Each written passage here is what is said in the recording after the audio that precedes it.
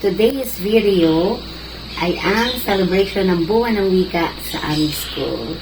So, panoorin nyo kung anong ganap. Please watch, like, and subscribe.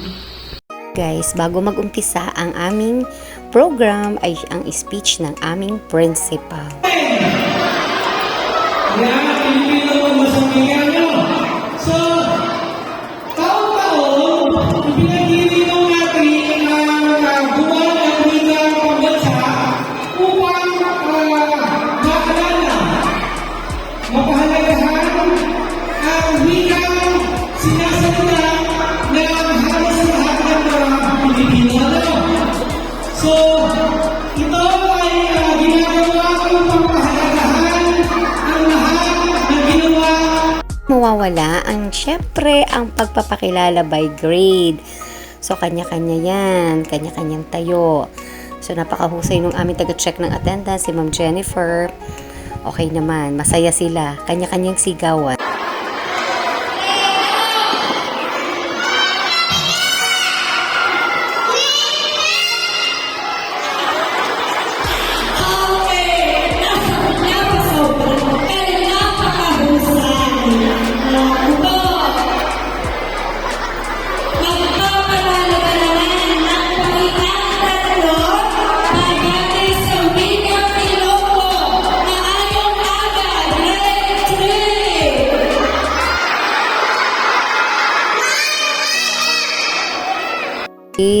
Ay may kanya-kanyang presentation sa unahan, may nasayaw, merong natula, may choral singing, masaya sila.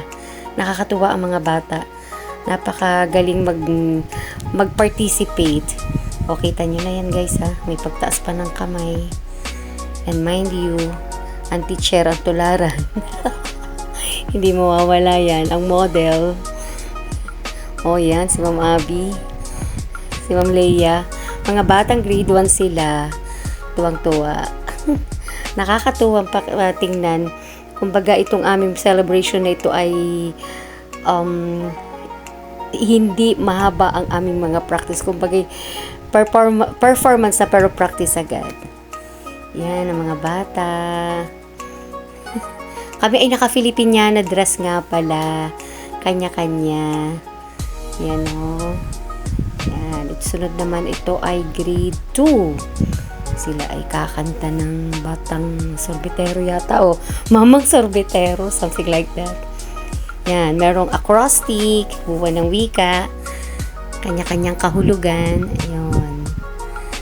So, sila ay grade 3. Kasi si Teacher Badet ang nag-aano dun eh. Ang nagde-demonstrate, ang pinaka-model. Yan. May kumanta pa. Okay, ayos ang kanta. Si Crestor ang nakanta. Ayun. Apo na yun. Nakatuwa. Next is grade 4. Yan. Kita nyo naman may model oh. Pasayaw-sayaw. Yan ang grades, ano to? Kakanta. Grade 6. Grade 6 yata to. O grade 5. Siya naman ikakanta. Yan, may kanta pa rin. Pero puro Filipino song po. Mga OPM talaga. Yun ang nakakatuwa dyan. Pinakikita talaga nila ang talent nila. Sa biglaang program ay naka-ready sila. Nakabarong Tagalog. I mean, nakapangan. Kami naman to, mga teachers na. Kita nyo. Ako naman ay nakaano lang. Ang ginawa ko ay nagsuot lang ako ng malong. Puting blouse, tas malong. Yan na yun. Kaguluhan sa stage. Kung nga, hindi kami nagpatalo. Meron kaming pakanta. Ako'y isang Pinoy. Okay, nakakapay din naman yung katawan, no? Nakakatuwa. So, may naglilid ng kanta dyan sa amin. O, isipin mo yan, oh. May pasway-sway pa ng katawan. Just para lang ipakita sa mga bata na kami ay kasali din. Kami ay bahagi ng programa. Ang gaganda ng suot ng mga kasama. See? Mga modern Filipiniana. Ako yung nakamalong lang ako. Wala lang. Walang magkasya. Oh, waging-wagi. Nakakatuwa naman. Sobrang nakakatuwa talaga. Ako sa classroom, may nagdala ng pagkaing Pinoy. Ayan, puto kutsinta, merong puto, merong malagkit. So guys, yan, tigit-tigisan pinagtigit-tigisahan ko para makatikim lahat. Thank you so much for watching. Bye-bye. Salamat sa inyo.